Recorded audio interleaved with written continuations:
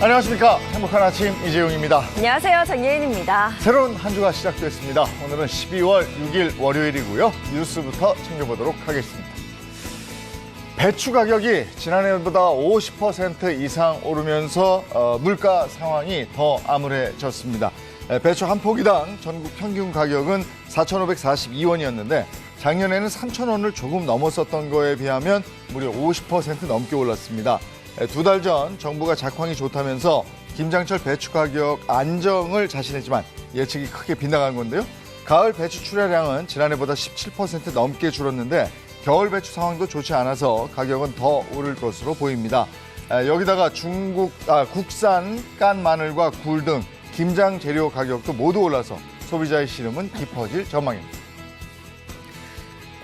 그런가 하면 LPG 가격도 7년 만에 최고로 올랐습니다. 지난달 킬로그램당 165원 인상됐는데 이달 들어 88원이 더 오르며 2014년 이후 최고치를 기록 중인데요. 산업용은 킬로그램당 1,405.9원, 택시 등에 이용되는 부탄은 최대 1,721.4원까지 올랐고요. 이는 최근 유류세 인하분보다 훨씬 더 오른 셈입니다. LPG는 식당이나 택시에서 많이 쓰는 연료라 서민들이 직격탄을 맞게 생겼는데요. 여기에 3분기 밥상 물가가 지난해보다 5% 더 증가하는 등 물가 고공행진이 이어지고 있어 이 서민들의 삶은 갈수록 더 팍팍해지고 있습니다. 오늘부터 4주 동안 사적 모임 최대 인원이 수도권은 6명, 비수도권은 8명으로 제한됩니다. 또한 식당과 카페, 학원과 PC방, 영화관 등 총 16개 시설에 대해서 백신 접종 완료일로부터 2주가 지났다는 증명서나 PCR 음성 확인서, 즉 방역 패스가 적용되는데요. 다만 이용객에 대해 일괄 확인이 어려운 시장이나 마트, 백화점, 결혼식장 등은 방역 패스 예외 대상입니다. 방역 당국은 오늘부터 일주일간 계도 기간을 거친 뒤에 오는 13일부터 방역 패스 수칙 위반 시 최대 300만 원의 과태료를 부과합니다. 토요일임에도 불구하고 역대 최다 확진자를 기록한 가운데 휴일임에도 검사소마다 사람들이 북적였습니다. 수도권에서 하루 이상 병상 배정을 기다리는 사람은 모두 954명. 이 가운데 70세 이상 고령층이 57%에 달하는데요. 서울과 인천의 중환자 병상 가동률은 90%를 넘어섰고 경북과 강원, 충북과 충남 지역 병상도 한 개씩만 남을 만큼 여유가 없어 의료 체계도 점차 한계에 다다르고 있습니다. 네, 이번에는 코로나19 현황 살펴보겠습니다. 5일 0시 기준 신규 확진자는 5,128명으로 누적 확진자 수는 47만여 명입니다. 한편 코로나19 백신 전국 1차 접종자는 전날보다 약 2만 1천여 명이 늘어나서 총 4,267만 명을 넘어섰고요. 전국 완전 접종자는 4,133만여 명으로 집계됐습니다. 네, 이어서 오늘 날씨 소식 전해드리겠습니다. 오늘은 전국적으로 추위가 누그러지면서 야외 활동하기 좋은 날씨 이어질 것으로 보입니다. 다만 오후부터 구름이 많이 낄 것으로 보이는데요. 동해안 지역으로는 계속해서 대기 상태 매우 건조합니다. 각종 화재 예방 신경 써 주셔야겠습니다. 이어서 오늘 기온 살펴보시면 오늘 아침 최저 기온 영하 2도에서 9도, 한낮 최고 기온은 9도에서 16도 선으로 크게 오르겠습니다. 낮 동안은 기온이 크게 오르겠지만 오후에는 일교차가 또 벌어지니까요. 감기 걸리지 않도록 조심하셔야겠습니다. 네, 12월 6일 월요일 행복한 아침 지금 시작합니다.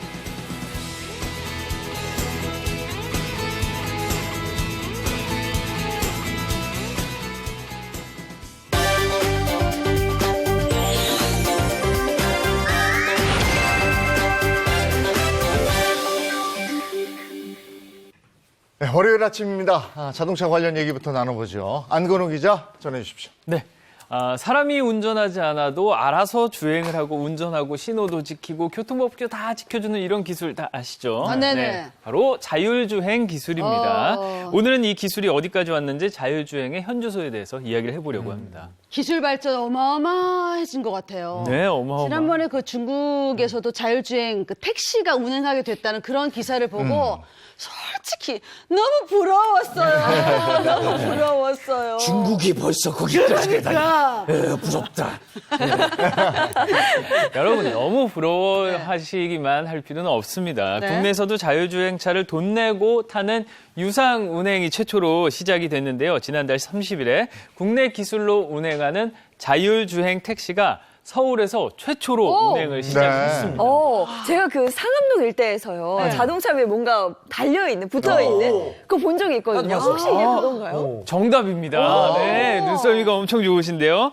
이미 차량을 발견을 하신 거네요. 시민 누구나 탈 수 있는 자율주행 택시 석대가 있다고 합니다. 석대가 바로 이 상암동 일대에서 운행을 시작을 했는데요. 네. 화면을 좀 보시면은 일반 승용차 위에 카메라가 좀 여러 개 네. 달려 있어요. 맞아요. 저거예요. 네. 저게 바로 자율주행차의 눈입니다. 위에 있는데요. 이용 방법이 간단해요. 우리가 흔히 쓰는 택시 호출 앱처럼 일단 도착지를 입력하고 택시를 부른 뒤에 내릴 때 요금을 내면 됩니다. 네. 이번 달까지는 무료로 탈 수 있고요. 내년 1월부터 요금 2,000원을 내고 탈 수 있습니다. 근데, 그게 무료면은 지금 보이면 무조건 타야겠는데, 그냥. 앞까지만 가달라고 하면서. 너무 공짜 좋아하지 마요. 네. 아니 근데 저 아까 영상 네. 저 가만히 잘 봤는데 운전석에 누가 타고 있었어요? 안 타고 있었어요? 일단 타고 있었다는데? 타고 있었어요. 네, 맞습니다. 자율주행 택시라고 해서 사람이 무조건 없는 건 아니고요. 일단 현행 교통법규상 사람은 타고 있어야 합니다. 반드시 사람이 보시는 것처럼 운전자가 두 손으로 핸들을 잡고 있어야 하거든요. 또 차량 속도도 저속 주행만 하는 거는 아니고요. 네네. 이게 우리 규정 속도가 있잖아요. 도로마다 그 규정 속도에 맞춰서 운행하기 때문에 다른 차량의 흐름을 방해하지 않고 아주 원활하게 주행을 할 수 있다고 합니다. 네, 사실상 국내 첫 자율주행차가 상용화가 된 거거든요. 네. 그럼 앞으로 이 상암동을 시작으로 그 범위가 좀 늘어날 수도 있겠네요. 그렇습니다. 앞으로 점점 더 넓혀 나갈 계획입니다. 일단 서울시는 자율주행 택시 수를 더 늘려서 강남과 여의도, 마곡 이렇게 운행 범위를 서울 전역으로 확대하는 계획을 일단 갖고 있습니다. 또 내년 초에는 청계천과 강남에서 자율주행 버스, 또 택시도 선보일 계획이고요. 자율주행 버스는 최대 1,200원, 자율주행 택시는 최대 3,000원 정도 요금으로 책정이 된다고 합니다. 이렇게 점점 많아지고 발전이 되다 보면은 향후 5년 정도 지나면 서울 전역의 2차로 이상의 차로에 모든 차들이 이제 자율주행차로 운행이 될 수 있을 것으로 하는 게 최종 계획이라고 그러네요. 5년 뒤에는 서울 전역에서 자율주행차를 볼 수 있다. 그렇죠. 그럼 탈 수도 있고. 네. 야, 가까이 왔어요, 이제. 하겠습니다. 근데 뭐 이렇게 음흉하게 얘기해. 좋아요. 근데 이 자율주행차, 이게 믿을만 해야 탈 수 있잖아요. 얼마나 믿을만한 거예요? 일단 안전하니까 상용화가 결정이 됐겠죠. 그래도 못 믿겠다는 분들을 위해서 제가 실제 자율주행 택시의 주행 현장을 담아왔거든요. 네. 함께 그 영상 보시죠. 네, 바로 요 영상입니다. 먼저 네. 자율주행차 유턴하는 인식한다. 모습입니다. 교통신호와 반대편 차로 주행 상황을 파악을 해서 이렇게 오, 자연스럽게 유턴. 돌아 그런 식으로. 야, 이거 유턴합니다. 어려운 건데. 네, 그리고 갑작스럽게 오토바이 끼어드는 끼어들어서. 오토바이도 전혀 당황하지 않는 자율주행차. 오토바이의 주행 경로를 예측을 해서 감속을 하고요. 방향을 결정합니다. 오호. 자, 가장 똑똑한데요? 중요한 게 바로 사람의 안전입니다. 자, 네. 우회전할 때 영상 속 빨갛게 표시된 보행자들 다 네. 보고 있습니다. 발견했구나. 네, 움직임을 확인하고 멈춰서고요. 차량은 보행자가 지나가고 난 뒤에 확인한 뒤에 다시 출발을 합니다. 저거 보면 거의 뭐 수림 누나보다 훨씬 잘하는데요. 아니, 서울 도심은 좀 교통이 혼잡하잖아요. 근데 교통신호와 연동도 되고, 그러니까 끼어드는 차가 어디로 갈지 다 그 파악해가지고 탁탁 알아서 운전하니까 그렇죠. 사고 걱정도 없네요. 아니 근데 자율주행 택시도 참 네. 놀라운데 네. 자율주행 차 가지고 얼마 전에 서울에서 무슨 경주를 했어요. 오, 재밌겠다. 네. 그렇습니다. 우리 지난주 월요일에 네. 우리 이 방송이 끝나고 난 뒤에 상암동 일대에서 레이스가 펼쳐졌습니다. 그랬어요? 네, 화제가 됐어요. 아하. 교통이 무슨 일인가 하셨을 텐데 네. 자율주행 레이스였습니다. 와. 이 대회는 자율주행 기술을 연구하는 대학생들이 참가했고요. 서울시와 자동차 기업 H사에서 공동 개최했습니다. 자동차 전용 트랙이 아닌 실제 도심 환경에서 경주가 치러진 건 이번이 최초였다고 합니다. 그 상암동 도로 통제됐었거든요. 네. 이 대회 때문이었네. 바로 그 그렇습니다. 알았으면 보고 갈 걸. 아쉽네요. 나는 또 누가 오는지 알았어. 막아놨어. 그럼 뭐 막아놓잖아요. 맞아요. 근데 이 대회가 있었구나. 근데 정말 흥미진진했겠네요. 진짜. 네, 정말 자율주행 기술이 초미의 관심사잖아요. 그만큼 많은 사람들의 이목이 집중이 됐습니다. 전국 총 23개 대학팀 중에 치열한 예선을 통과한 6개 팀, 오. 6개 팀이 결승에 참여를 해서 열띤 네. 경쟁을 벌였고요. 이번 대회를 위해서 17개월간의 준비 과정을 거쳤다고 해요. 이번 대회는 최초로 내연기관차가 아닌 전기차 기반의 자율주행차를 사용을 했고요. 총 4km의 정해진 구간에서 교통법규를 또 지키면서 경주하는 방식으로 운영이 됐습니다. 야, 17개월이나 준비했으면 진짜 열정을 다 쏟아 부었을 그렇지. 텐데 이게 그러면은 결승선에 먼저 들어온 사람이 이긴 거예요? 네. 다만 제한 시간 내에 네. 빨리 완주한 순위 순으로 점수를 매기되 제가 아까 말씀드린 것처럼 네. 법규를 다 지킨다고 했잖아요. 그러니까 법규 위반 항목에 대해서는 차감하는 방식으로 집계가 됐습니다. 차량에는 비상 상황을 대비해서 운전자와 평가자가 함께 탑승을 했고요. 대형 스크린과 유튜브를 통해서 실시간으로 경기가 생중계됐습니다. 영상 지금 보고 계십니다만 굉장히 치열했을 것 같거든요. 네. 대결이. 어느 팀이 우승했어요? 네, 교통법규를 지키면서도 치열한 접전을 벌였습니다. 그 접전 끝에 결승선에 골이 난 차량은 11분 27초 기록을 한 카이스트 팀이 차지했습니다. 역시 카이스트. 카이스트. 네. 최종 우승팀의 혜택 어마어마했는데요. 상금 1억 원과 북미 견학 혜택이 제공이 됐습니다. 1위를 차지한 수상 소감 들어보실까요? 이야, 멋지다. 우선 정말 인생의 기억에 남는 벅찬 순간이고요. 감정적으로도 막 눈물이 날 것 같기도 합니다. 이제 연구실에 돌아가면 좀 더 수준 높은 자율주행 알고리즘을 구현할 수 있을 것 같습니다. 어우, 잘생기기까지 했어. 저 학생들을 보니까 네. 자율주행차의 미래가 밝다 이런 맞아요. 생각을 하게 되는데 근데 자율주행차 모토쇼가 또 있었어요 우리나라에서. 그렇습니다. 예, 지난 11월 25일부터 바로 그러니까 어제였죠. 12월 5일까지 2021 서울 모빌리티 쇼가 성공적으로 열렸습니다. 이야. 이곳에서도 국내 자율주행 기술이 큰 주목을 받았는데요. 그중에 자동차 기업 H사는 운전자가 운전에 더 이상 신경을 쓰지 않아도 되는 레벨 4 자율주행 기술의 현 단계를 공개를 했고요. 내년 상반기에는 실증 작업을 거쳐서 서울 도심 내에서 로보라이드 시범 서비스를 시작한다고 밝혔습니다. 로보라이드. 좀 네. 생소한 이름인 것 같기는 한데 어떤 기술이에요? 로보라이드는 레벨 4 수준의 기술을 적용을 해서 자율주행차를 활용을 해서 탑승객에게 이용 편의를 제공하는 신개념 모빌리티 서비스입니다. 레벨 4 수준은 운전석이 필요 없는 게 이제 레벨 5 단계인데 이 바로 직전 단계예요. 도로가 일시적으로 막히는 일부 상황을 제외하고는 비상시에도 운전자가 개입하지 않는 게 특징입니다. 새로운 모빌리티 시대엔 누구나 차별 없이 진보한 기술과 서비스를 누릴 수 있도록 하는 게 목적이고요. 구체적인 운영 계획은 내년에 다시 발표할 예정이라고 합니다. 앞으로 이제 자율주행 기술이 더 발전하면은 바뀌는 부분도 굉장히 많이 있을 것 같아요. 어떤 기능들을 기대해 볼 수 있을까요? 현재 이제 자율주행을 전제로 한 기술 개발이 많이 이루어지고 있습니다. 속도도 빨리 나고 있는데요. 이 기술이 정착이 되면 자동차 유리창 전체를 스크린으로 활용을 할 수도 있고요. 또 차량 중앙에는 이렇게 손짓만으로 음악을 틀거나 기능을 틀 수 있는 그런 통합형 제어기기를 설치를 할 수가 있습니다. 또 곧 자율주행 시대가 온다면 운전 스트레스에서 벗어나서 차량 내부를 그야말로 움직이는 이동 공간, 우리의 생활 공간으로 만들 수 있는 그런 기술이 현실이 될 것으로 기대를 합니다. 예전에는 10년이면 강산도 변한다 이랬는데 네. 과학기술의 발전으로 5년이면 5년이면 그렇죠. 한 3년? 맞아요. 빛의 속도예요, 너무 정말. 바뀌니까. 날로 좋아져요. 따라가기 힘들어요. 그럼 따라오지 마세요. 네, 좋은 정보 고맙습니다. 고맙습니다. 이번에는 우리 주변에 일어나는 사건, 사고를 법의 관점에서 한번 풀어보도록 하겠습니다. 그 법이 알고 싶다.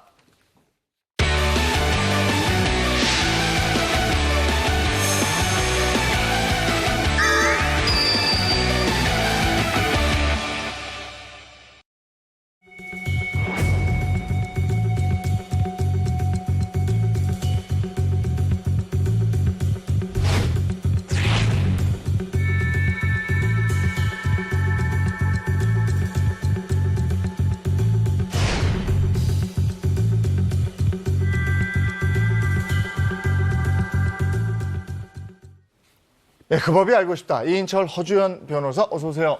안녕하세요. 반갑습니다. 자, 첫 번째 사연부터 가볼까요? 그럴까요? 새로 산 차에서 이것이 나왔어요. 새로 산 차에서 온다발? 돈이 나왔어. 돈 나왔으면 좋겠다. 너무 좋네요, 너무 좋네요. 근데 돈이 아니에요. 돈이 나왔을까? 돈일까요, 뭘까요? 어우, 소름, 보겠습니다. 소름. 답은? 피자국? 뭐야? 어후. 피자국이요? 이게 무서운데요? 이인철 변호사님, 뭐야?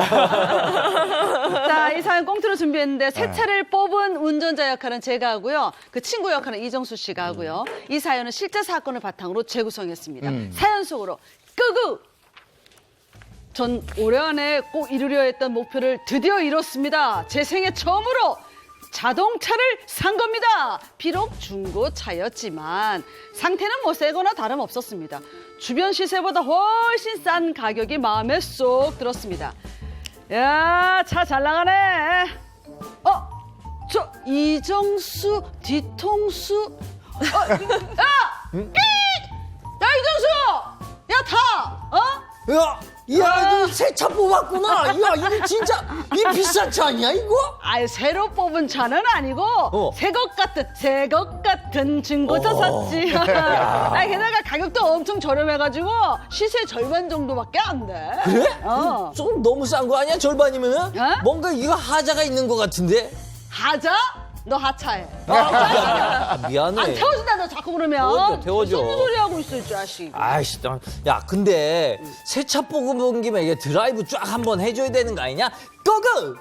그럴까? 친구 녀석과 저는 신나게 드라이브를 즐겼습니다. 그 차의 정체가 무엇인지도 모른 채 말이죠. 잠시 후에 조수석에 있던 친구가 차 안에서 뭔가 이상한 것을 발견했습니다. 너 그 나한테 신발에 흙도 털고 타라고 유난 떨더니만 자긴 차 안에서 음식도 먹나 봐. 이거 뭐야, 케찹이 뿌려져 있네. 케찹? 어. 무슨 소리 하고 있어? 나 차 들어오니까 물도 안 마셔. 에이, 무슨 소리야, 이 시뻘건 게 차에 묻은 피. 내 차에 빗자국이 있다고. 저는 등줄기에 소름이 쫙 돋았습니다. 차 곳곳에 원인을 알 수 없는 핏자국이 가득했기 때문이죠. 찝찝하고 무서워서 더 이상 차를 탈 수가 없을 것 같습니다. 이 차를 다시 환불받을 수 있을까요? 야, 이거는 진짜 소름 무서워. 아니 차에서 피자국이라니 이게 어떻게 된 일입니까? 아, 무슨 이거 남양 특집도 아니고 얼마 전 온라인 커뮤니티를 뜨겁게 달구는 사건이었습니다. 중고차를 구입한 운전자가 내 차가 사고차인 것 같다면서 이런 사연을 올린 건데요. 그때 사진 보면 진짜 충격적이거든요. 그 네? 사진 함께 보시죠. 네, 바로 이 사진입니다. 야, 저 운전자가 진짜 올린 비싸. 사진인데요. 진짜 저기 붉은색 자국들이 있어요. 네. 이거 뭐 같으세요? 아, 저기 핏자국이에요? 약간 붉은, 그쵸? 근데 이거는 좀 무서운 것 그래, 같아요. 그런 거. 그쵸, 그쵸. 이거요. 약간 이상하죠. 네. 근데 정체를 알 수는 이거. 없지만 정말 저 붉은색 얼룩이 차량 곳곳에서 발견됐고요. 너무 바닥에는 많다. 심지어 또 그을린 자국도 있었다고 네. 합니다. 작성자는 사고가 났거나 극단적인 선택에 이용된 차량 같다. 어쩐지 차 가격이 싸도 너무 싸더라고 토로했습니다. 네, 그래서 안 되겠지만 사진 보니까 저도 정말 그쵸? 무슨 일이 있었던 그쵸. 차가 아닌가 그러게 생각이 드는데 네. 누리꾼들 반응은 어땠어요? 역시 우리 누리꾼 CSI 출동을 했습니다. 네, 살다 피 튀긴 중고차 처음 본다면서 사고 차량이라 확신하는 분도 있었고요. 네. 설마 음식 먹다 튄 자국은 아닐까요? 라면서 조금 자제하는, 진정시키는 분도 있었습니다. 네. 또 그렇게 걱정되면 범죄 수사에 사용되는 루미놀 혈흔 검사라도 해보시라. 그런 CSI 의견도 있었습니다. 그 과학수사기법 그거 얘기하는 그렇습니다. 거예요? 그걸로 이렇게 혈흔을 찾아봐라. 네네, 그렇게 검사해봐라. 추천한 거죠. 루미놀 용액은 혈액 성분과 만나면 파란 형광빛을 띠거든요. 그래서 보통 범죄 수사를 할 때 혈흔을 네네. 탐지할 때 쓰고는 합니다. 네. 걱정이 많았던 작성자 실제로 루미놀 검사를 진짜? 해봤습니다. 궁금해. 그런데 네. 믿을 수 없는 결과. 뭐가 있었나 보다 진짜. 네, 그 결과 함께 보시죠. 네. 바로 요건데요. 진짜요? 곳곳이 이제 형광물질 이게 티가 나요. 네, 그러니까요. 되게 많다. 저 파란 흔적들이 이렇게 루미놀 용액을 뿌리자 나타난 현상이라고 합니다. 이 용액은 혈흔에 닿았을 때 화학적으로 강한 빛을 내거든요. 네. 보시다시피 차량 곳곳에 혈흔으로 추정되는 그런 흔적들이 퍼렇게 다 남아 있었던 거죠. 방금 나온 게 루미놀 용액이었고요. 예. 이게 이제 혈흔으로 추정되는 그런 진짜 것들입니다. 곳곳에 있네. 중고차 팔 때 사고차를 팔기도 한다던데, 이거 진짜 사고차인가 봐요.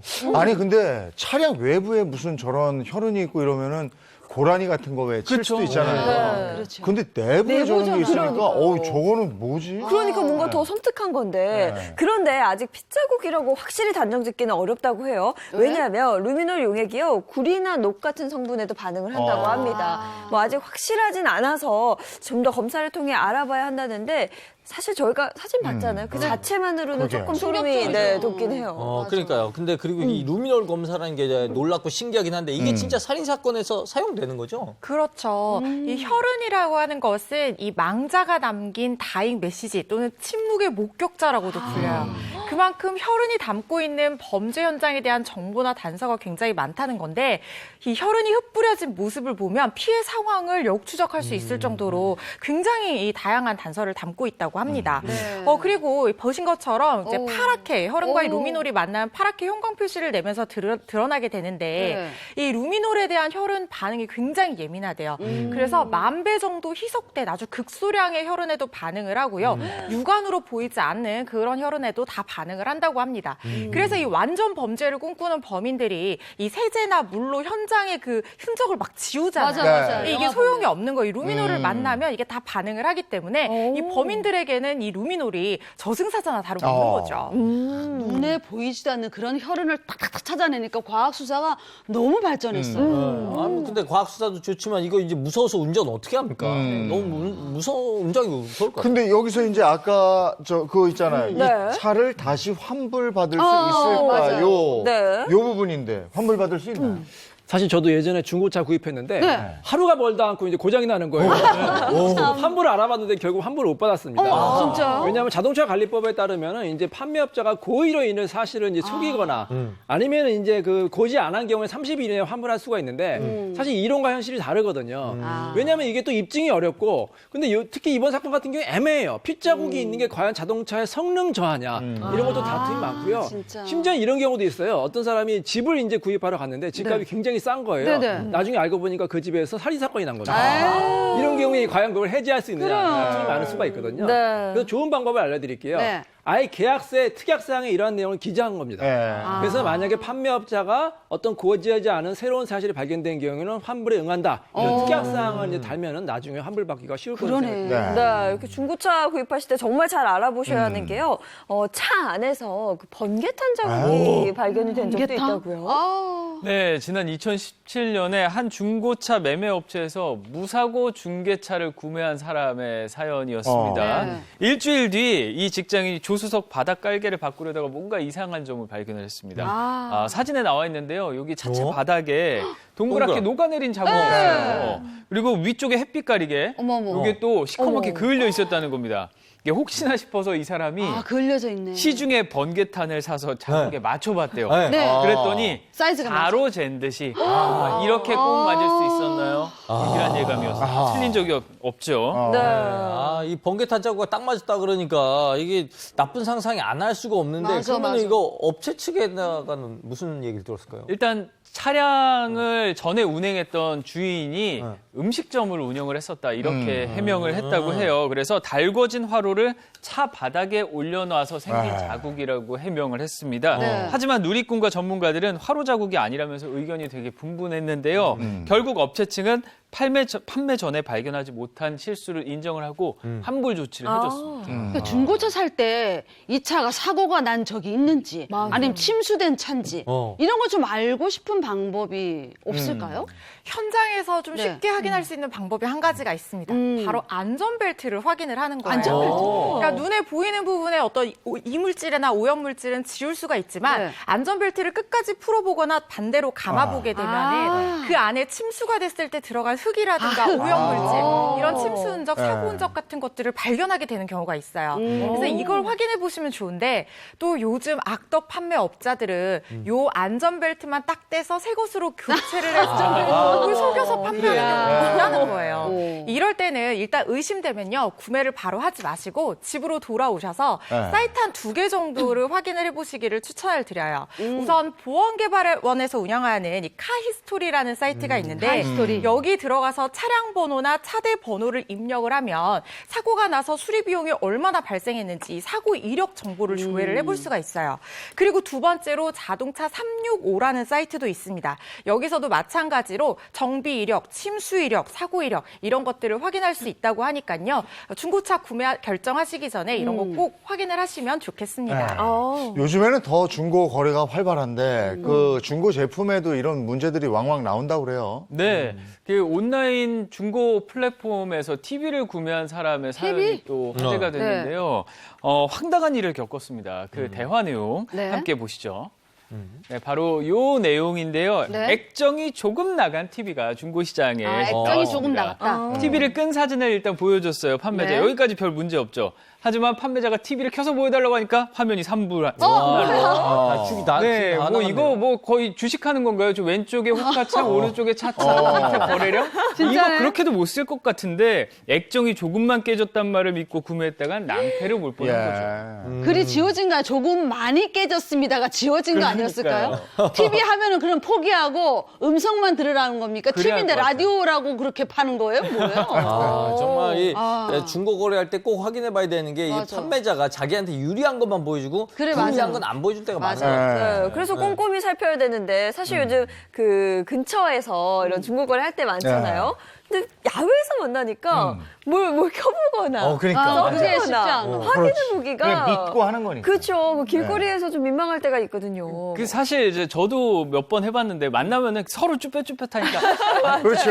이상 없죠? 뭐 그런 믿고 가겠습니다. 이러고 해봤구나. 가잖아요. 네. 그러다 꼭 문제가 생긴다고요. 그런데 그런 경우에 대비해서 꼼꼼하게 또 확인을 시켜주는 그런 사람도 있습니다.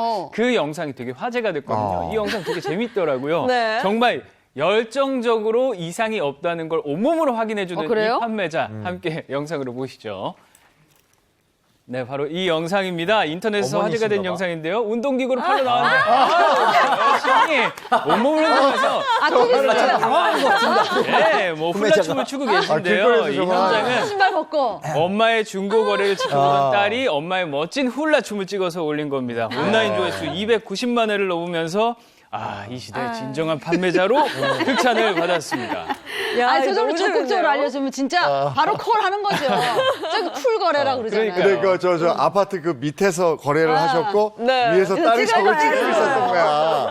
야 정말 적극적으로 거래하시는데 근데 우리가 중고 거래할 때 이게 이상한 물건이면 환불 받고 싶은데 그게 안 되니까 조금 맞아요. 거래가 꺼려지는 경우도 있거든요. 근데 저렇게 확인 안 해주고 집에 와서 딱 봤는데 불량일 경우 맞아, 있잖아요. 있어. 이럴 때 환불을 받을 수가 있나요? 저도 얼마 전에 채소 마켓 통해서 전자편을 굉장히 싸게 구입했습니다. 뭐 10%도 안 되는 가격에 구입했는데 실제로 그 구입하려고 그 판매자 집까지 찾아갔어요. 집까지 찾아가고 그분이 작곡하시는 분이었는데 막 휘연을 연주하는 겁니다. 그거 확인하고 샀거든요. 이 정도는 하셔야 됩니다. 왜냐하면 우리 민법에 매도인의 하자 담보 책임이라고 해서 만약에 물건에 하자가 생긴 경우에는 환불을 요구할 수 있지만 단 조건이 있습니다. 만약에 구매자가 그 사실을 알았거나 알 수 있었을 경우에는 환불을 요구할 수가 없어요. 그러니까 본인이 꼼꼼하게 확인하셔야 된다는 거예요. 네. 대충 확인하고 구입했다가 나중에 하자가 있네 그거를 환불하기 요구하기 어려우니까 꼼꼼하게 확인하신 후에 구매하시기 바랍니다. 네. 그런데 만약에 구매자가 정당하게 환불을 요구를 했어요. 맞아. 근데 판매자가 못합니다. 안 합니다. 이럴 경우에 어디에 신고를 하면 좋을까요? 그 요즘 중고 거래가 굉장히 활발하잖아요. 이 변호사님 말씀하신 그 채소 마켓, 저도 이 소파를 팔아가지고 짭짤한 수익을 소파를 팔았습니다. 그래서 짭짤한 수익을 올리기도 하고 네. 사는 사람도 되게 좋은 게 맞아. 이게 굉장히 필요하고 그런 물건을 저렴한 가격에 살 수 맞아요. 있잖아요. 그런데 이렇게 열심히 팔고 구매한 물건에서 하자가 발견됐다. 얼마나 속상하겠어요. 근데 이게 중고 거래 같은 경우에 사실 저렴하게 판다는데 또 의의가 있기 때문에 맞아요. 단가가 낮은 경우가 많아서 이게 다 일일이 소송으로 간다는 건 사실은 좀 현실적으로 불가능하죠. 이럴 때 도움이 되는 방법이 있습니다. 한국인터넷진흥원에서 운영하는 전자거래분쟁조정위원회에 분쟁을 신청을 하시면 분쟁 조정을 신청을 하시면 돼요. 네. 근데 이 소송이랑 마찬가지로 증거가 굉장히 중요한데요. 이 판매자가 올렸던 물건 사진이라든가 구매 내역, 그러니까 계좌 이체를 했다고 하면 그 거래 내역이라든가 판매자와 구매자 가해자가 주고받았던 어떤 문자 메시지나 통화 녹음 같은 것들, 또 운송장 번호 이런 것들 모두 다 증거가 될 수 있으니까 물건 상태를 확인하고 구매 결정을 하시기 전까지 이런 내용들 지우지 마시고 잘 보관하셨다가 혹시 문제가 생기면 이 분쟁조정위원회의 도움을 받으시기 바랍니다. 네. 실제로 이런 피해를 봤을 때, 네. 아이고, 인생 수업료 냈다고 치지 뭐 이러고 그냥 넘어가는 경우도 있는데 그러지 그러면 안 마시고 되죠. 소비자의 권리 끝까지 챙기시기 바랍니다. 네. 자, 다음 거 볼까요? 자, 두 번째 사연은요. 네. 땡땡땡 3주 만에 남편이 바람이 났습니다. 결혼 결혼 3주 만에 3주 만에. 결혼 그 정도겠죠. 그것도 짜증나네. 그렇죠. 결혼 그것도 나쁜 3주 아닐까요? 아니, 좀 슬퍼. 아유, 보겠습니다. 슬퍼. 안 발견. 아유, 자, 이 사연도 꽁트로 준비했거든요. 자, 아내 역할은 제가 하고 남편 역할은 이정수 씨가 하고 남편의 비밀스러운 여자 역할은 장혜인 씨가 했습니다. 자, 이 사연도 실제 사건을 바탕으로 재구성했습니다. 사연 속으로 끄고! 하늘이 무너지는 줄 알았습니다. 병원에서 말기암이라는 청천벽력 같은 선고를 받았기 때문이죠. 새하얘진 머릿속에서 떠오르는 건 하나뿐인 남편 그리고 우리 아기에 대한 걱정뿐이었습니다. 여보 어떡하지? 나 암이래. 내가 죽으면 우리 애가 엄마 없이 살 수 있겠냐고. 그런 소리 하지 마. 당신이 죽긴 왜 죽어. 그리고 요즘 암은 병도 아니래. 치료만 하면 다 낫는데. 그럴까? 말기암이래. 정말 나을 수 있을까? 말기였어? 말기암. 그래도 걱정하지 마. 내가 당신 끝까지 책임질 테니까 치료나 열심히 받으라고. 여보 고마워. 여보를 위해서라도 내가 꼭 털고 일어날게. 하지만 그건 남편의 진심이 아니었습니다. 남편은 투병 생활을 하는 저를 두고 바람을 피웠던 겁니다. 제가 말기암 선고를 받은 지 고작 3주 만에 말이죠.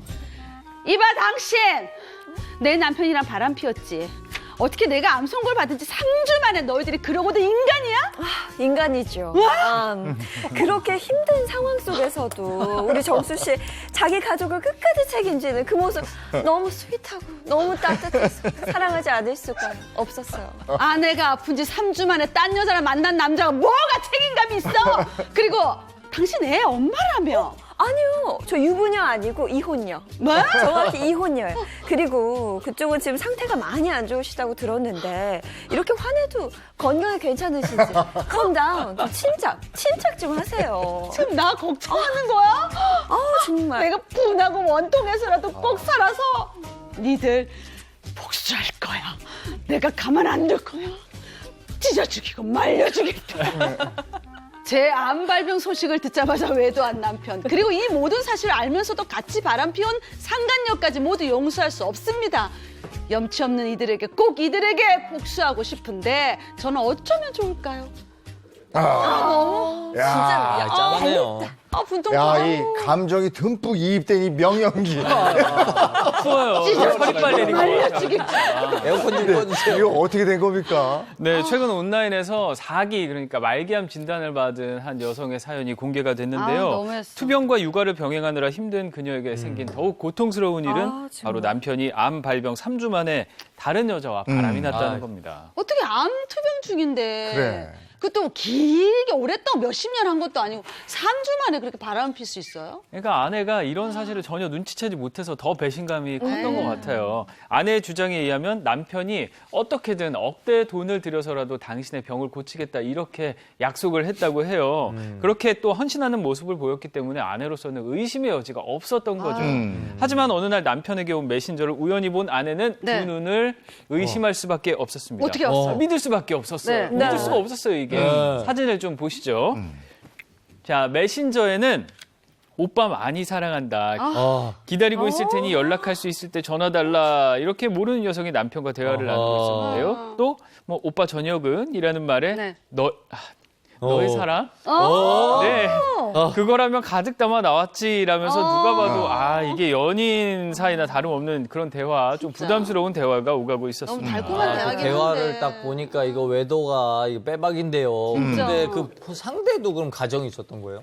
상대 여성은 이제 유부녀는 아니었고요. 네. 이혼한 30대 여성으로 전해졌습니다. 이 사실을 알게 된 아내는 직접 여성과 대화를 나누기도 했는데요. 네. 여성은 가족을 책임지려는 남편의 모습에 좋은 사람이라고 생각합니다. 말이야 이게 무슨 말이야 이게? 남편 또한 외도가 발각된 뒤 사실을 순순히 인정을 했다고 합니다. 그러니까 둘 다 외도 사실을 인정한 인정했어. 거예요. 네. 근데 남편의 입장은 뭡니까? 남편의 입장은. 남편은 아내의 주장과 달리 아내가 아프기 이전부터 부부의 사이가 안 좋았으니 자신의 불륜은 잘못이 아니라고 주장을 하고 있습니다. 또한 한 매체를 통해서 아내가 암 선고를 받았지만 나도 암 선고를 받은 것과 마찬가지다. 뭐 그런 또 이상한 논리를 내세웠고요. 또 나는 무슨 죄가 있어서 아들이랑 둘이 남겨줘야 하느냐라고 말하기도 했습니다. 그래도 아내가 암 판정을 받은 3주 만에 이런 건 좀 아닌 것 같은데. 그리고 아무리 그래도 불륜은 정당화되진 않아요. 아 그럼요. 안 돼요. 아니 몸도 아픈데 마음은 또 얼마나 상했겠습니까? 네, 네. 마음이 더 아플 것 같은데요. 그렇습니다. 아내는 지금은 별거를 하면서 이혼을 준비를 하는 중인데요. 하지만 재산 분할에 대한 두 사람의 의견이 좀 워낙 좀 첨예하게 갈리기 때문에 이혼 소송이 진행될 걸로 보입니다. 네. 또 아내는 상간자 소송을 통해서 외도를 한 상대에 대해서도 법적 소송을 준비를 하고 있다고 합니다. 소송을 걸었으니까 이제 승소가 중요할 텐데 이 증거라고는 남편을 사랑한다. 그리고 이 상간녀의 남편을 좋아했다. 답변 정도인데 이게 될까요? 그러니까 이런 상황에서 아내가 가장 고민하는 게 바로 이거예요. 남편과 이혼할 것인지 말 네. 것인지 가장 고민하시거든요. 네. 그러면 제가 한번 시험 삼아서 상간녀 소송을 먼저 하라고 권유합니다. 왜냐하면 그때 남편의 진심이 나오는 거예요. 본인이 정말로 잘못을 인정하면 이 상간녀 소송에 협조를 합니다. 또 증거 같은 것도 다 줘요. 남편이 증거 가지고 있을 거 아닙니까? 그러면 그거 가지고 상간녀 소송하면 되는데 가끔 이제 이 아내 편이 아니라 상간녀 편을 드는 경우가 있어요. 그럴 경우에 증거 확보도 어렵거든요. 그 경우에는 부득이하게 이혼을 청구해서 남편을 상대로 위자료와 재산 분할을 청구할 수가 있습니다. 근데 남편이 아내가 암에 걸려 있는 상태에서 보살펴줘야 되는데 바람을 폈잖아요. 이럴 때는 재산 분할할 때 이런 점들 좀 참작되지 않을까요? 그 재산 분할을 할 때 판단하는 기준은 네. 원칙적으로 이 재산을 만들 때 부부가 얼마나 기여를 했는지 기여도를 기준으로 판단을 하고요. 이런 유책, 잘못이 있는 경우에는 위자료로 그 부분에 대해서 책임을 지게 되죠. 그런데 이 기여도를 판단하는 요소들도 굉장히 여러 가지가 있을 수 있어요. 또 뭐 혼인 기간이라든가 자녀의 유무라든가 경제력 이런 것들 여러 가지 구체적인 상황에 맞게 종합적으로 요소들을 고려를 해서 판단을 하게 되고 또 위자료를 지급하게 된다고 하면 그 위자료의 액수라든가 뭐 양육권과 양육비 문제, 네네. 재산 분할 비율 이런 것들을 종합적으로 고려를 하기 때문에 혼인 파탄의 경위도 일응의 참작 기준이 될 수는 있을 것 같습니다. 실무적으로. 네. 그리고 또 요즘 법원이요. 예전에는 이 재산 분할의 성격이나 의미를 부부 공동 재산의 어떤 청산 이런 걸로만 봤거든요. 근데 요즘에는 여기에 더해서 그 이혼한 이후에 경제력이 없는 다른 배우자에 대한 어떤 부양의 의미를 더해서 판단을 하고 있기 때문에 이 사례처럼 경제력이 현저히 차이가 나고 뭐 암으로 인해서 치료비가 많이 들고 이런 부분도 전체적으로 봤을 때는 참작의 요소가 될 수는 있을 것 같습니다. 근데 그런가 하면 또 저 암 치료를 받고 있는 환자가 외도를 한 그런 사례도 있다면서요? 네, 2018년에 있었던 일인데요. 암 투병하고 있는 중에도 외도를 했던 남성의 사연이었습니다. 결혼을 한 남성 A씨 오픈 채팅방을 통해서 한 여성과 불륜 관계가 됐는데요. 그러던 어느 날 A씨에게 암이 발병을 했고 건강이 악화됐습니다. 하지만 그 중에도 상간녀와의 그 내연 관계를 끊지를 않았어요, 이 사람은. 암이 발병했을 때도 계속 외도를 한 거예요? 네네. 이 사람 대단한 사람이네요. 그러니까 그 의지, 죽음 앞에서도 그 의지를 불사르지 못했나 봐요. 이 불륜이 바로 A씨의 운명을 바꾸고 말았는데요. 네. A씨는 치료를 위해서 병원에 입원하기 이틀 전에도 내연녀와 데이트를 즐겼다고 합니다. 이때 발기부전 치료제를 먹었는데 이걸 먹고 간 기능이 약화되는 부작용이 생겼어요. 그래서 결국 A씨 입원을 한 지 일주일 만에 숨지고 말았어요. 아이고, 이 외도에 자기 목숨을 걸 필요가 있나 모르겠어요. 이런 안 좋은 상황 속에서도 이 단단히 힘이 돼야 되는 게 부부인데 말이죠. 맞아요. 근데 이렇게 배우자 중에 뭐 아내든 남편이 이렇게 아프거나 뭐 이렇게 병에 걸렸어. 그럼 장애가 생겼어. 이러면 상대 배우자가 보살펴줘야 되잖아요. 그렇게 안 하면 어떻게 해요? 이런 말이 있잖아요. 아프니까 청춘이다. 아프니까 이혼한다. 이런 말이 있어요. 왜냐하면은 이 상대방이 이제 부인이나 남편이 아프잖아요. 그럼 네. 대부분은 정말로 이제 헌신적으로 이제 보살피죠. 하지만 간혹 일부 사람은 나 몰라라 하는 경우도 있습니다. 그래서 이혼하겠다 하는 경우 왜 이혼합니까? 그 힘들어서 간병하기 힘들어서 이혼하겠다 하는 경우도 있고 반대로 아픈 사람이 그동안 이제 그 남편이나 그 아내가 자신을 간병하지 않았는데 다른 사람이 자신을 간병한다. 그래서 이혼하겠다는 경우도 가끔 있어요. 자, 근데 부부는 원칙적으로 동거 의무도 있고 부양 의무도 있고 협조 의무도 있습니다. 그 말은 뭐냐면 상대방이 아프면 헌신적으로 간호를 해야 되고요. 그다음에 병원비도 돼야 되는 게 법적 의무니까 반드시 부양 의무, 협조 의무 이행하시기 바랍니다. 네. 부양 의무라는 건 부모 자식 간에만 있는 게 아니고 부부 간에도 있는 거니까. 그렇죠. 네. 그리고 또 한 가지. 그런가 하면 남편이 아플 때 가장 좀 옆에서 많이 돌봐줘야 될 사람이 아내인지 혹은 어머니인지 이걸 두고 법적 시비가 붙은 적이 있대요. 아, 정말요. 이 불의의 사고로 머리를 크게 다친 한 남성의 사연이었습니다. 병석에 누워있는 기간이 머리를 다쳤으니까 당연히 길어질 수밖에 없었죠. 이 기간이 길어지니까 남편을 적극적으로 간병하던 아내가 지친 거예요. 그러니까 뭐 현실적으로 이해는 되죠. 남자가 계속 병석에 누워있으니까.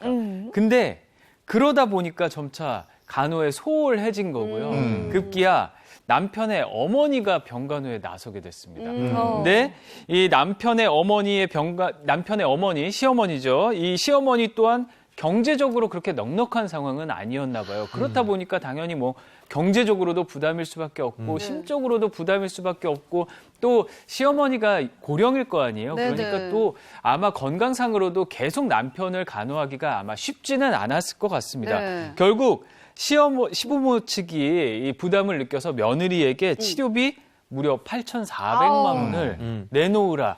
이런 소송을 해서 화제가 됐던 그런 사연이었어요. 근데 간병이라는 게 참 힘들잖아요. 보통 힘든 게 그럼요. 아니잖아요. 그러니까 시어머니는 시어머니대로 또 아내는 아내대로 이렇게 억울한 부분이 좀 많을 것 같아요. 남편이 아플 때 그 아내가 부양해야 되는지 아니면 또 어머니가 부양해야 되는지 이게 결정하는 게 법원에서도 판단이 어려웠을 것 같아요. 어때요? 맞아요. 이 사건의 법원도 고민이 굉장히 컸던 걸로 보여요. 1심과 2심 그리고 대법원의 판단이 각각 다르게 나왔었습니다. 우선 1심과 2심에서는 며느리의 손을 들어줬었어요. 그러니까 부모 자식 간의 부양 의무나 부부 간 부양 의무가 뭐 우선순위가 없고 비슷한 정도의 어떤 의무다 이렇게 봤는데 대법원의 판단은 달랐습니다. 바로 시어머니의 손을 들어준 건데 이 대법원에서는 부부의 부양 의무가 부모 자식 간 부양 의무보다 우선한다 이렇게 판단을 했어요. 이게 이 부부 간 부양 의무는 1차적인 부양 의무라고 해서 이제 어떤 배우자가 경제적인 비슷한 생활 수준을 유지할 수 있도록 도와주는 것이 그 혼인 생활의 어떤 본질적인 부분이다 이렇게 판단을 한 거고요.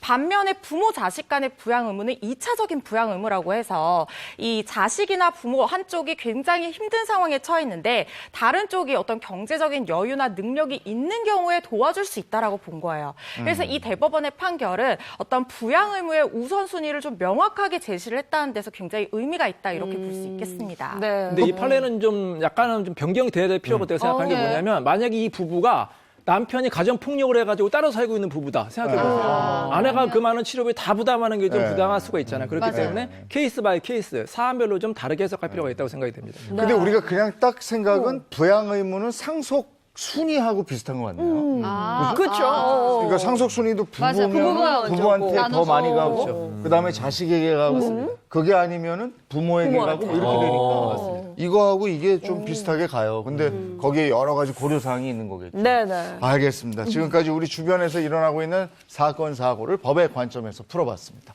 고맙습니다. 고맙습니다. 저 여보, 그 실은 내가 저 이자 좀 더 받아보려고 갯돈을 넣었는데 그 갯돈이 깨졌어.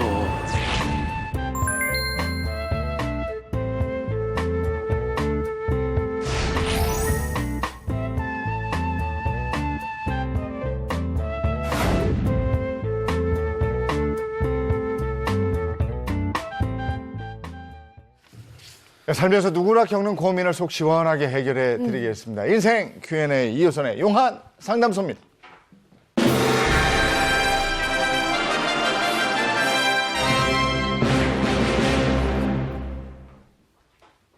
네, 오늘도 이호선 전문가와 함께합니다. 어서 오세요. 안녕하세요. 반갑습니다. 네, 반갑습니다. 오늘은 또 어떤 사연이 들어와 있는지 궁금해지는데요. 네. 사연자 바로 만나보도록 하겠습니다. 안녕하세요. 어디 사는 누구시죠?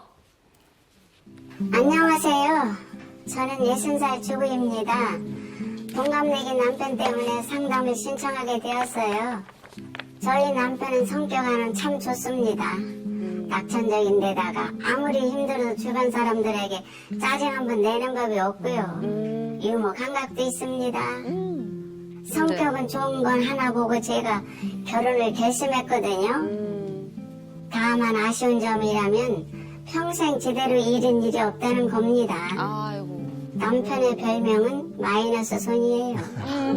이상하게도 남편은 하는 일마다 손만 댔다 하면 안 됐습니다. 이 일이 저 일 조금씩 하다가 안 되면 때려치고 또 돈 끌어 사업한답시고 고생만 하다가 결코 빚만 잔뜩 지는 일이 반복되었습니다.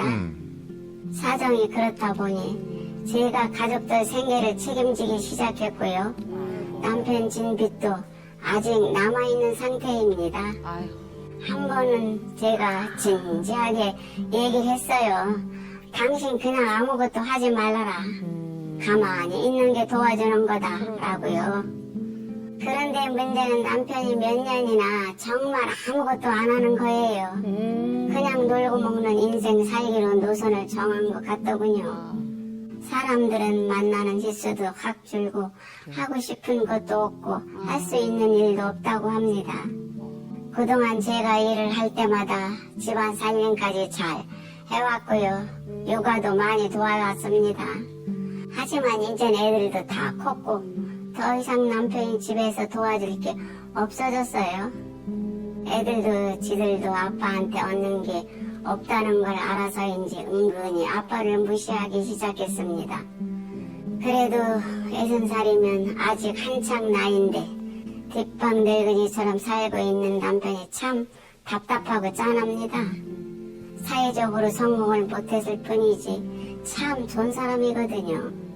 평생 기지고 사는 남편이 기 한번 폐기하고 싶은데 좋은 방법이 없을까요?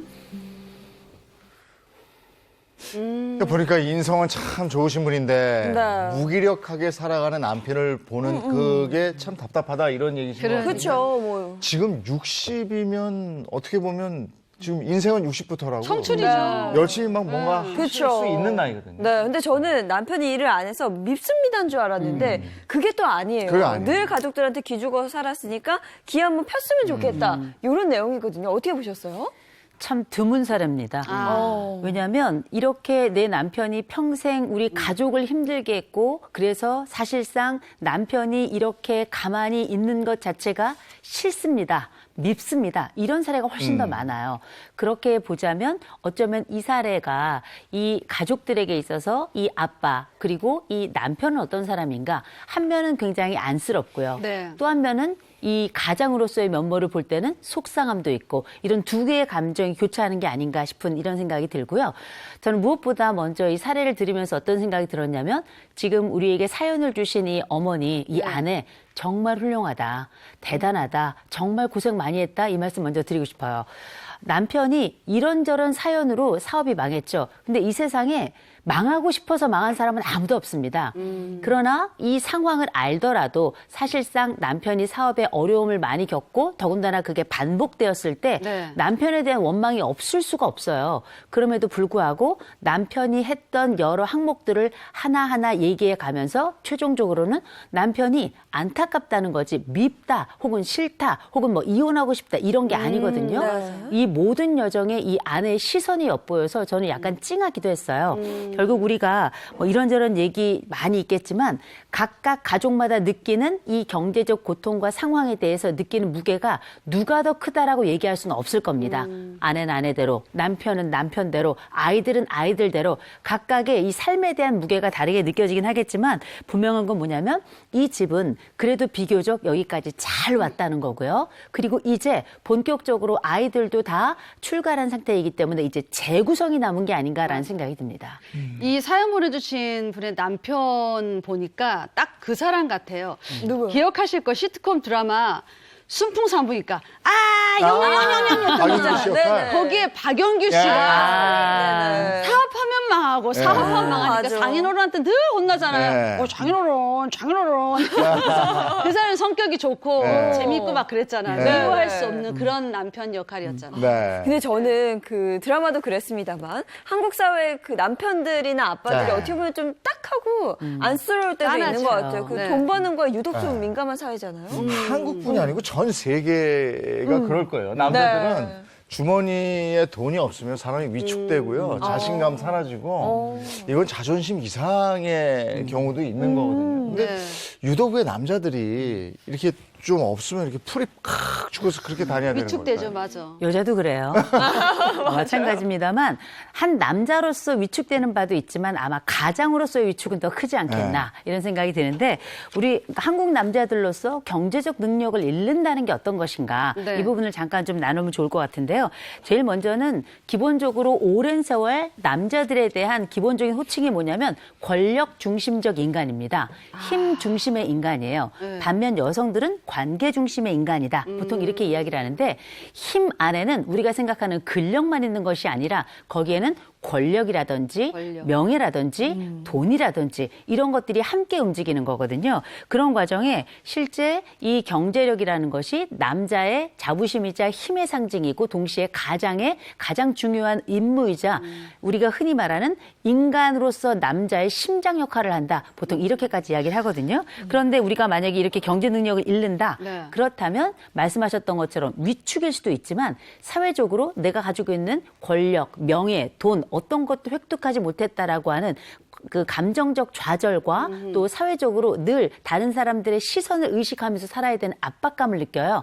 이럴 때 우리가 흔히 뭐라고 이야기하는가? 경제 크레바스, 곧 빠져나올 수 없는 깊은 경제적 늪에 빠져서 내가 가지고 있는 정체성마저 잊어버린다. 정체성의 빛을 잊어버린다. 이렇게 이야기를 하거든요. 그만큼 남자들에게 경제적 능력이라는 건 대단히 중요한 의미이고 여성들이 생각하는 그 어떤 의미보다 강력하다는 건 분명하고요. 또 한 가지 뭐냐면 우리가 지금 이 사례 같은 경우도 보면 남편이 전반적으로 낙천적인 분인 것 같아요. 혹은 낙천적이지 않더라도 낙천적이려고 노력하시는 것 같거든요. 경제력이 많이 부족함에도 불구하고. 낙천적이라면 정말 다행인 거고요. 낙천적으로 보이려고 한다면 저는 대견하기까지 하더라고요. 네. 근데 주변에서 보면 이런 경우들이 종종 있는 것 같긴 하거든요. 간혹 예를 들어보자면 사연에서 이분도 아내가 일을 해서 생계를 책임을 지잖아요. 아내가 남편보다 돈을 더 많이 벌 때 뭔가 부러움의 대상이 되기도 하고 그에 따라서 남편도 위축되고 이런 경우들이 있는 것 맞습니다. 같아요. 우리나라에 3대 남편이 있습니다. 가수 이효리의 남편 이상순, 그리고 가수 장윤정의 남편 도경완, 그리고 김은희 작가의 남편 장항준 씨. 우리나라에서 결혼 잘한 3대 남자로 손꼽히고 있죠. 요즘 돈 잘 버는 아내랑 살면 무의도식, 안빈낙도 삶을 사는 게 흠이 아니라는 거죠. 너무 다들 부러워하시죠. 오히려 자랑하면서 네, 멘트하기도 맞아요. 하죠. 네. 혼테크? 홈테크? 셔터맨의 꿈. 네. 자, 그러면 이제 솔루션 한번 볼게요. 네. 무능력과 무기력, 안빈낙도하는 남편. 어쩌면 좋을까요? 자, 첫 번째 솔루션.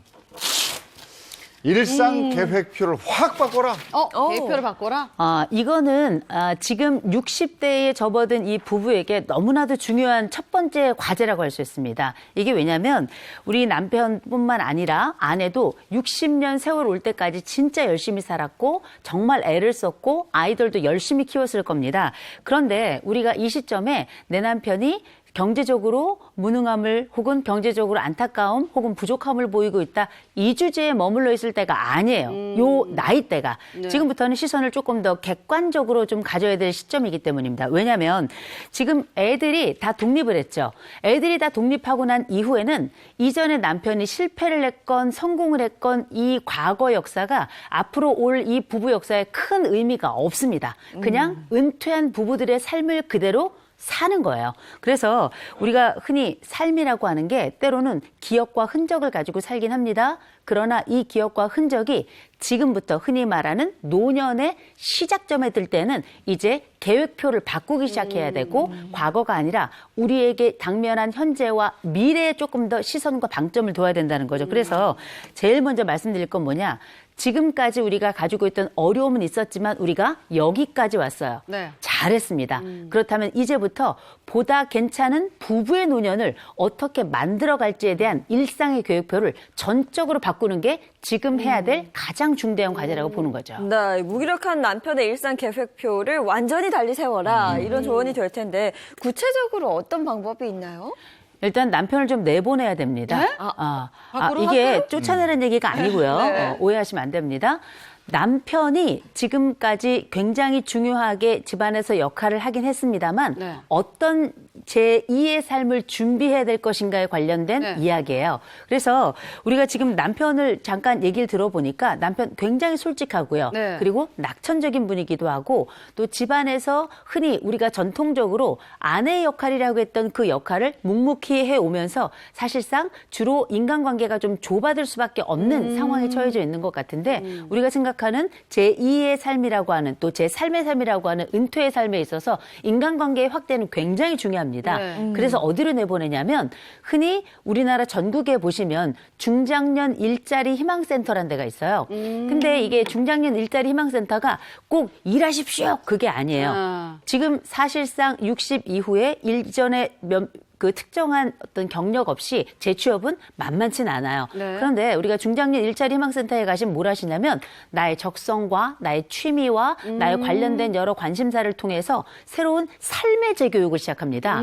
그리고 나의 관심사의 재교육을 통해서 제2의 인생을 정말 괜찮게 만족스럽게 새롭게 구성하는 것을 도와드려요. 이런 부분들뿐만 아니라 뭐 수도권에 있는 분들은 50 플러스 센터라고 많이 들어보셨을 겁니다. 50 플러스 재단에서 운영하는 건데 네. 이건 역시 굉장히 유사한 역할을 하면서 50 이후의 삶을 어떻게 만들어갈 것인가에 대한 전폭적인 교육과 재교육 그리고 여러 조언들과 상담까지 함께 진행이 되고 있으니까 남편을 거기에 한번 좀 보내서 그 영역에서 새롭게 은퇴자들이 나와 함께 이렇게 노년을 만들고 저런 삶을 또 저렇게 살 수도 있구나라는 걸 배울 수 있도록 하는 것. 그리고 정기적으로 이분의 일상을 만들어드리는 거야. 남편의 일상을. 그런데 빠지지 말아야 될 건 뭐냐. 남편의 일상만 있으면 안 되겠죠. 네. 아내의 일상도 있어야 되는 겁니다. 맞아. 같이 가시고 경우에 따라서 기관을 달리하셔도 괜찮으니까 같이 새로운 재교육에 참석하셔서 21세기에 이제 우리가 60 넘어서의 삶을 어떻게 살 것인가에 대한 본격적인 준비를 시작하셨으면 좋겠다는 겁니다. 근데 여기서 이제 이 남편이 더 네. 위축되고 무기력해진 이유가 나오더라고요. 뭘 하는 것마다 손 대는 것마다 마이너스가 된다고 그러잖아요. 네. 그러니까 성공이나 승리의 맛을 못 봤어요. 그러니까 자신감이 없어지겠죠. 네, 그렇죠. 근데 주변에서도 이 마이너스의 손들을 가끔 보거든요. 많아요. 하는 것마다 안 되는 거예요. 맞아요. 제가 아는 분도 뒤늦게 주식시장에 뛰어들었어요. 네. 근데 그 사람이 사는 종목은 주가가 그 다음날 떨어지게 돼 있어요. 그러니까 다른 사람들이 뭐 샀어? 물어보면 나 이거 샀어. 그래? 알았어. 그거를 제외한 나머지 산대. 그 사람 사기만 하면 무조건 떨어져. 네. 그런 사람들이 마이너스 손이 있어요, 보면. 근데 이분들은 그분 탓이 아니에요. 이거 본인이 어떻게 보면 자초한 거야. 그래요? 왜냐면 남들 다 훑고 지나간 다음에 들어간 그래, 거잖아. 맞아. 뒤늦게 들어가요. 제가 그러니까요. 지금 중국이 좀 어렵죠. 제가 네. 올 초에 중국 주식 들어갔어요. 그게 이렇게 어려워지는 거예요. 여기 계셨군요. 마이너스는 바로 옆에 있어요. 자기가 뒤늦게 쫓아가면 네. 이게 해결이 안 되더라고요. 늦은 거죠. 충분히 공부해요. 사연의 남편도 물론 그랬다고 앞서 말씀을 드렸다시피. 근데 이 실패하는 경험이 쌓이면서 사람은 더 위축되게 되거든요. 뭔가 사업을 조금 더 해서 성공의 기억을 쌓고 자신감도 좀 쌓고. 그게 자신감이 생겨요. 그거는 어떨까요? 하지 마세요. 하지 마세요. 왜냐하면 우리가 이게 만약에 우리 사례가 지금 60대 동갑 부부가 아니라 60대 부부가 아니라 40대 부부나 50대 초반 부부라면 우리가 새로운 방식으로 조언을 받아가면서 의미 있게 새로운 사업을 한 번쯤은 더 시도해 보십사라고 제안을 드릴 수 있을 것 같아요. 그런데 이제는 우리가 도전도 굉장히 좋지만 지켜야 될 때입니다. 우리가 가지고 있는 것을 유지하면서 지켜내는 것만으로도 굉장히 힘든 시기예요. 그래서 지금 우리가 실패를 자주 했던 분에게 계속 도전해야 될 것인가 아니면 멈추다라고 얘기할 것인가를 만약에 물어보신다면 저는 이 부부라면 멈추는 게 낫다고 생각합니다. 다만 우리가 그러면 이보다 조금 젊은 부부나 혹은 이전에 성공 경험이 있던 사람들에게는 무엇이라고 이야기할 것인가?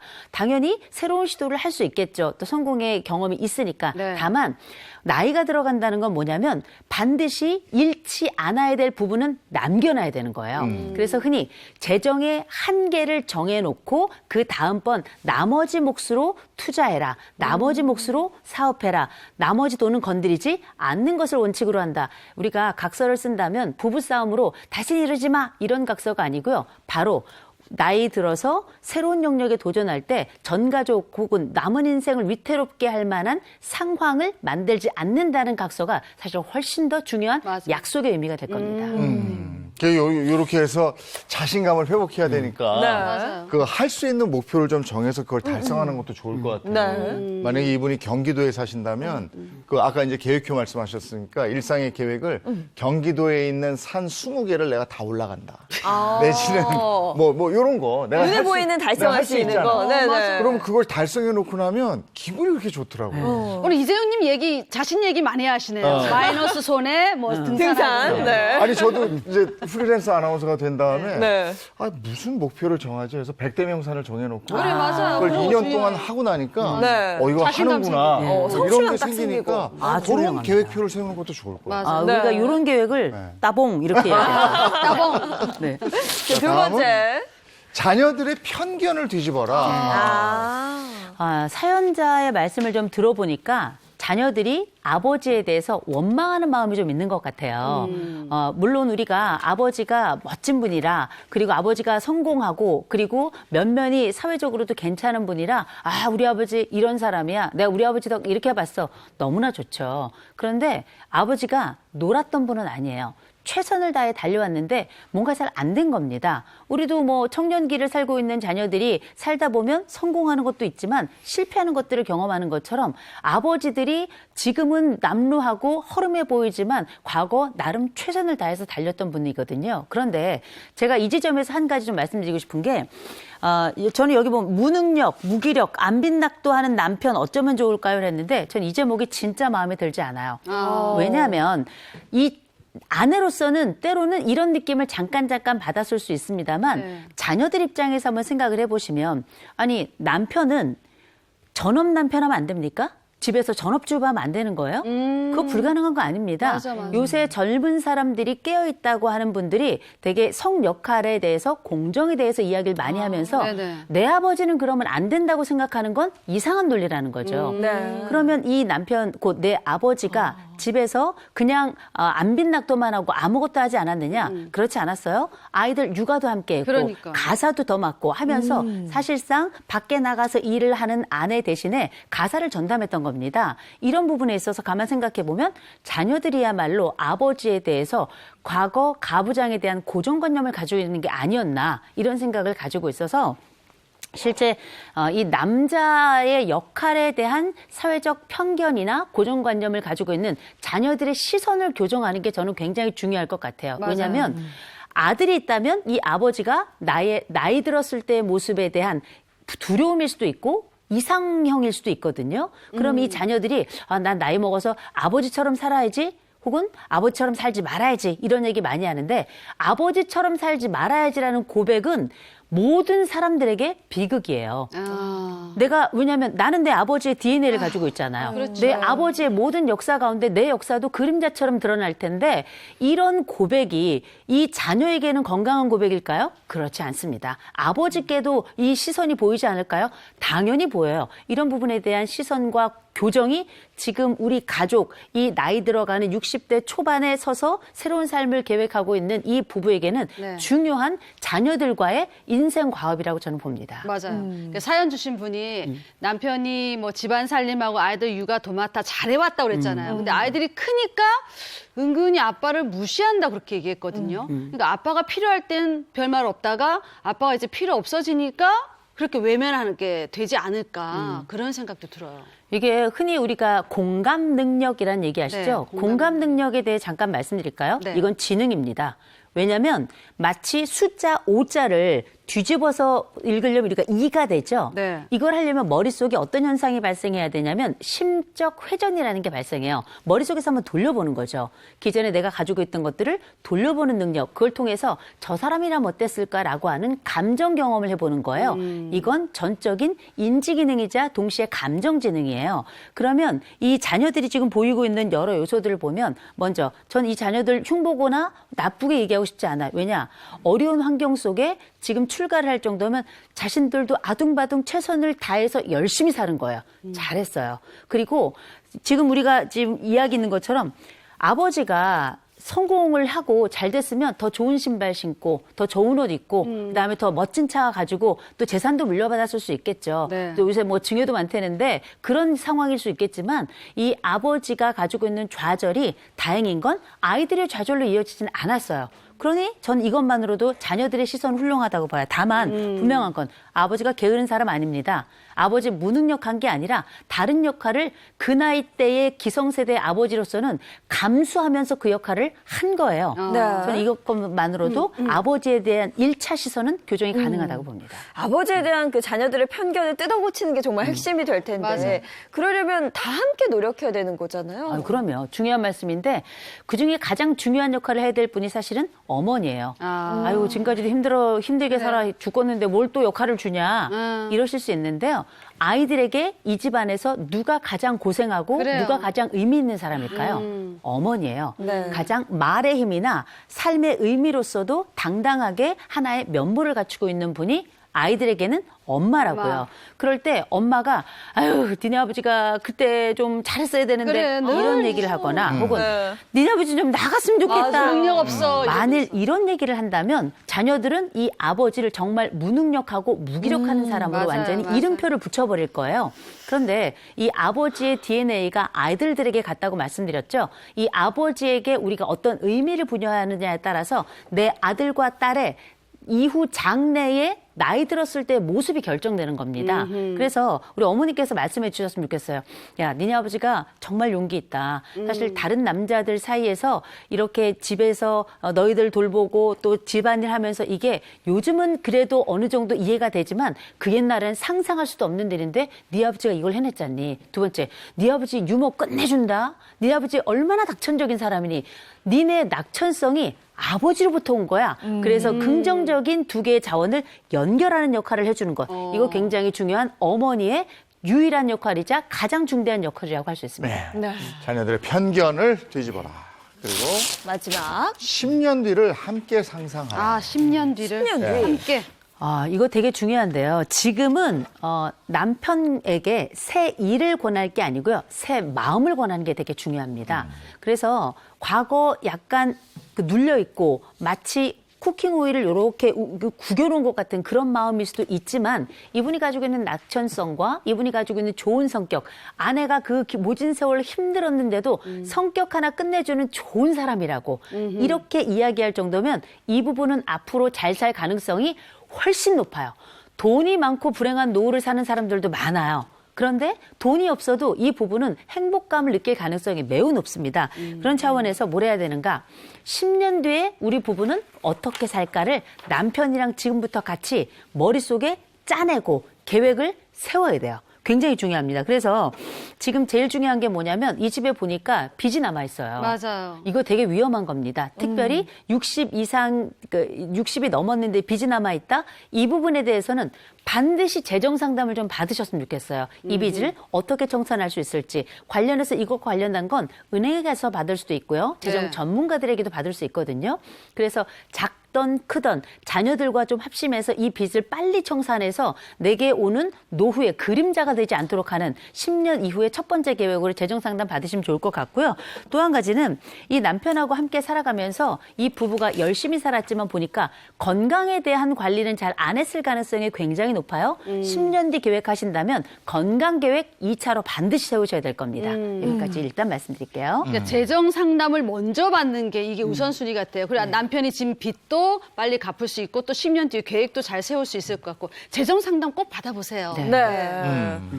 그런데 뭐 사실 잠깐 연애하는 거 아니잖아요. 그렇죠? 평생 살 배우자를 고르는 건데 네. 어떤 남편을 선택해야 할까? 중요한 문제죠. 여기서 제가 이제 여러분께 한번 여쭤보겠습니다. 네. 첫째, 성격 좋은 남편. 네, 좋죠. 또 돈 많은 남편. 어허. 자, 둘 중에 좀 우리가 선택할 수 있으면 참 좋겠지만 좀 여쭤볼까요? 이런 어떤 게 식으로. 좋을까요? 둘 제가 다 먼저 진짜 우리 해야 되는데. 우리 둘 다 장례인 있으면 되는 거 아닌가요? 그렇죠. 성격 좋고. 둘 다? 성격 네. 좋은데 돈도 많아. 이건 이제 따따봉이다. 이렇게 얘기할 텐데, 많은 연구에 따르자면 네. 돈 많은 배우자보다는 성격 좋은 배우자에게서 훨씬 더 삶의 그래. 만족도와 건강까지도 좋다라고는 그런가? 결과가 나오거든요. 자, 우리가 돈이냐 성격이냐 가르는 게 정말 섭섭합니다만 네. 그럼에도 불구하고 저도 성격에 한 표 던지겠습니다. 수림 씨도죠? 성격 좋고 또 유머러스하고 그쵸. 근데 돈은 내가 벌면 되는 거니까. 돈 자신 좋아도 있다. 괜찮아. 성격 괜찮고 사람 예. 좋으면 돼. 남 안 속이고 등 안 치고 사기 안 치면 돼. 네, 수림 씨가 조금만 어렸으면 제 며느리였으면 좋겠습니다. 어머니. 오늘 사례자분께 끝으로 한 말씀만 더 해주신다면 뭐가 있겠어요? 열심히 산 우리 사례자 너무 훌륭하시고요. 남편과 이제 10년 후 계획 지금부터 잡기 시작하시고요. 네. 그리고 우리 아이들에게 내 아버지, 곧 내 아이들의 아버지에 대한 좋은 심리적 유산과 강점들을 연결해서 가족의 행복을 또 한 번 만드시기를 기원하겠습니다. 알겠습니다. 용한 상담소 오늘 상담 여기까지입니다. 고맙습니다. 고맙습니다.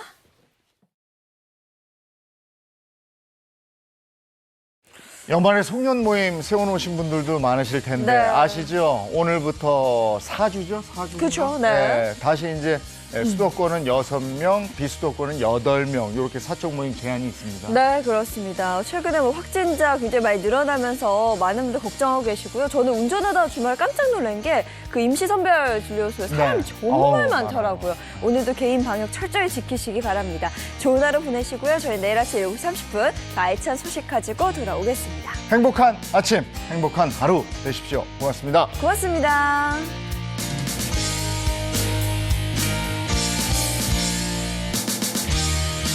스마일 이즈 굿! 채널 A 10.